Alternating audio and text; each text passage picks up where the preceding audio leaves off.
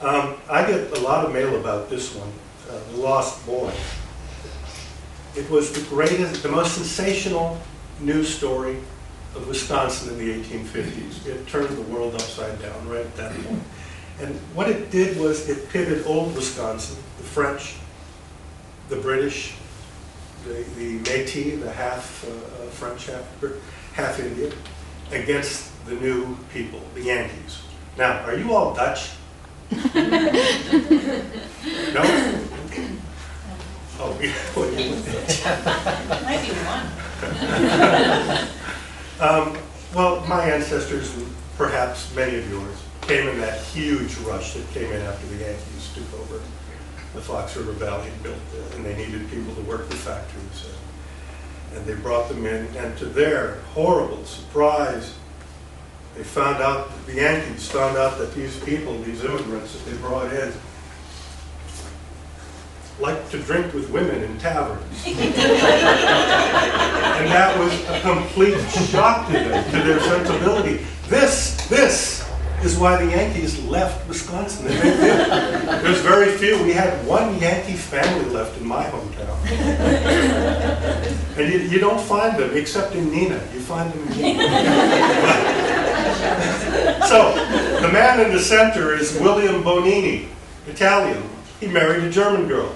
That's his wife, that's his sister-in-law, that's his brother-in-law. They're having a real good time in downtown Appleton in 1888. Wonderful. I mean, we think that's normal and that's great Wisconsin behavior. You could say they went out to the supper club for that. But this was scandalous to the Yankees, utterly scandalous. Yankees, the Americans, who we eventually became. Now, this man in the center, before I put this down, I have to tell his story. Briefly, William Bonini was a very, very smart, strong, wonderful man with a sense of humor. He's a butcher. And in Appleton, in the late 1800s, crime was quite prevalent. Broad daylight crime, burglary, pickpockets, you name it. People roamed through neighborhoods looking for places to hit. It was unsettling. There were no good old days with wonderful mannered lawns and everybody just happy as could be. There was disease and bad teeth and crime. Well, William Bonini was behind the counter and he was chopping meat. A man walked in. It was middle of the day. He held a gun up to him and said, give me all your money. And William Bonini looked at it, and of course he hacked the guy, driving the butcher's knife right into his hand. The man ran out into the street screaming with a half cut off hand. And Bonini tackled him and wrapped him up and brought him to the police. So what the Yankees feared was actually quite a wonderful, courageous man. And he represents all of us, I think, whose ancestors arrived in that second wave after the Americans came here. And that's what they called them in those days, the Americans, the Yankees. They didn't call them that, because they spoke a different language. I was going to read The Lost Boy, but this has led to something called Sedan Day. And it's a little brief introduction, and I'd like to set the scene better of the late 1800s, right here in the Fox Cities. By the way, Sedan Day is a celebration of the German unification after the victory over the French at the Battle of Sedan. On the same day that a lone drunken Prussian war veteran paraded up and down the streets of Appleton celebrating Sedan Day, on the same day that 4 small children drowned while swimming amidst floating timbers near the log-choked river frontage of the Morgan Mill in Oshkosh, on the same day that a tramp bought a bottle of carbolic acid at Schultz's drugstore in Neenah, climbed into the far recesses of an empty boxcar and drank it, on the same day that flower thieves stole all of the flowers recently placed on graves at Riverside Cemetery in Appleton, on the same day that Patrick Garrity of Menasha was stripped naked, severely beaten, then tarred and feathered by his own neighbors, on the same day that Thomas Welsh's dog killed 8 sheep on the property of August Plowman outside Appleton, on the same day that workmen digging out an old basement in Kaukauna found the bones of a mother with her small child, Miss Lena Olke, a resident at the Northwest Insane Asylum in Oshkosh, who never understood why she was there, who was already 35 years old, well beyond spinsterhood, and who had just been seen in the asylum kitchen calmly peeling potatoes, went to her room, pulled out a case knife she had hidden in her apron, and cut her throat from ear to ear. That's a day in the late 1800s. Oh, what's that? The wound must have been funky. Yeah. It was funky every day. Let me get back to the Lost Boy. I know. So in the 1850s, the American farmers were here, and they're settling in Neenah and Appleton, and a little bit up here. By the way, an interesting thing about the Fox cities, if they have an Indian name, they were once an Indian village for many years, perhaps thousands of years. If they have an American name or otherwise, they never, ever were an Indian village. Hence, Appleton was never a settlement of the Indians. Neenah and Menasha were constantly. Yankees are from New England. Okay. Yankees are the Americans who pushed west. Okay. And by the way, when the Revolutionary War ended, they kept fighting. A very low burning war was occurring in the Ohio River Valley. Right. And the Indians and men from Wisconsin, the few traders here, were fighting them. Okay. As a matter of fact, in the year 1814, the same year, you know the song, in 1814, we took the little trip, you know, Colonel Jackson on the mighty. He said, well, in 1814, Colonel William McKay led a British expedition down the Fox River. He picked up the Menominee Indians. Chief Oshkosh was among them.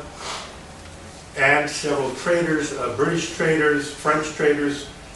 They gathered briefly in Portage, then proceeded to Prairie du Chien, and they defeated the Americans on the banks of the Mississippi River and sent them scampering down to St. Louis. And they not only, they didn't defeat them as much as they humiliated them. But it happened the same time as Andrew Jackson's famous victory. Except we don't get the press up here, do we? We never get the press. Yeah, I'm really pissed off about that. You know, New Orleans, when you read this stuff, you have New Orleans as the southern outlet for French trade, and Green Bay is the northern outlet. And Green Bay was far more busy than New Orleans ever was with French trade. And there was a war between, I mean, even amongst Frenchmen, French merchants, they even fought each other over which way the furs go. Okay, ready? This took place outside of Neenah. Are you ready? Okay. Caspar Apollos Partridge was alone and missing a shoe as he wandered the woods of Winnebago County.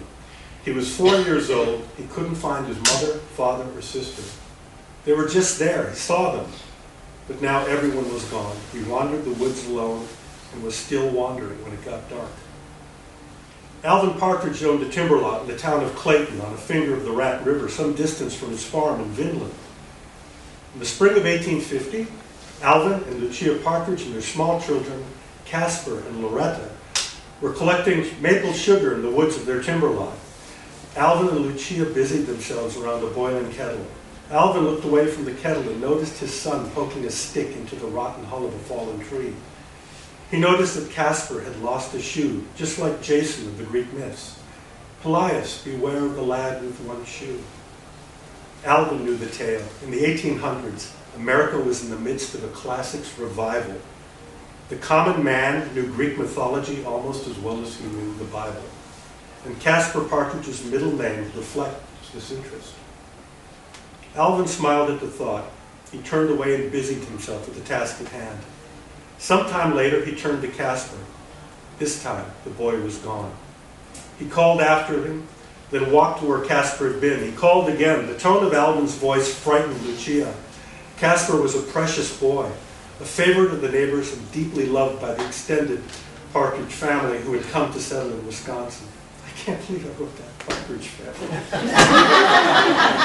I just got it.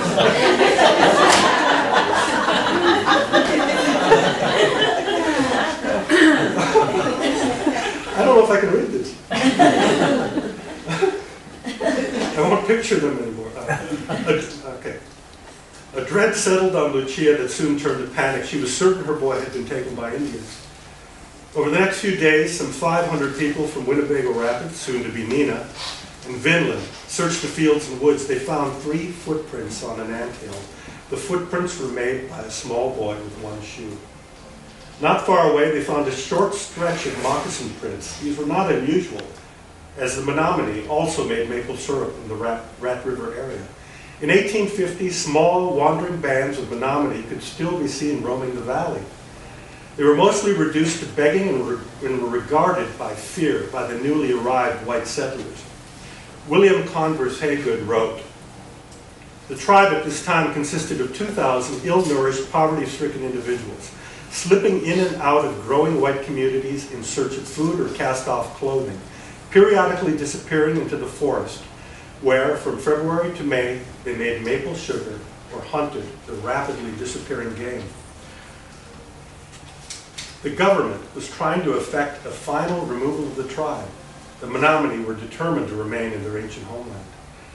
After days of searching, Alvin Partridge printed handbills that included a physical description of Casper as having a round face, brown hair, and deep black eyes. A reward of $2,000, the total worth of the Partridge farm, was offered. Still nothing turned up. Alvin quietly made one last search of the Rat River area, then returned home. The family held a memorial service by the anthill that a little boy had once walked upon.